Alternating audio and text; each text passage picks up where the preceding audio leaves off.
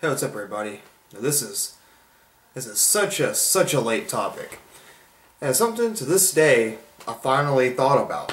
You know, after the Montreal screw job with Bret Hart versus Shawn Michaels at Survivor Series, where Vince screwed Bret, Shawn screwed Bret, Earl Hebner screwed Bret, whatever. I've heard so many conspiracies about that whole night. You know, whatever. Bret Hart was leaving the WCW, and after that, he got screwed for it. They say shit happens. But looking at it this way, Owen Hart was really over after breaking Stone Cold Steve Austin's neck. And Owen Hart even defeated Bret Hart at WrestleMania 10, I believe, in the opening match. He's actually on my top 10 WrestleMania matches between Owen Hart and Bret Hart at WrestleMania 10. Probably the best opening match ever, better than Shane McMahon versus AJ Styles. But talking about WrestleMania 14, now here's the thing. To me, personally, it makes a lot of sense that Owen Hart and Shawn Michaels could have had a bigger rivalry during that time. Although, there was Stone Cold Steve Austin in the Austin era, and if Owen Hart were to win the Royal Rumble and go on to WrestleMania 14 and become the WWE Champion, well, it might have been alright. As far as the Austin era, I don't know. I mean, would there have been an Austin era? Would it have came in time? Honestly, people say, you know, if Stone Cold Steve Austin didn't go to WrestleMania 14 and become the WWE Champion, WWF Champion at that time, there would have been no Austin era and not much of an Attitude Era.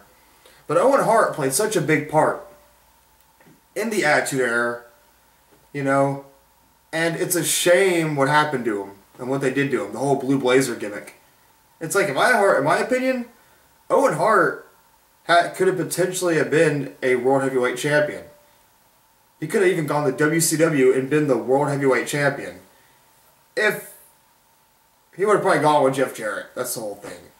But talking about WrestleMania 14 again, I think about it now and I'm like, you know, Owen Hart should have been the guy to defeat Shawn Michaels. Because during that time, well, besides Sid Vicious versus The Undertaker at WrestleMania 13, there's Bret Hart versus Shawn Michaels at WrestleMania 12. And I'm not going to start with Diesel and Shawn Michaels. Worst main event ever. You know, Razor Ramon versus Shawn Michaels. Yokozuna versus Bret Hart.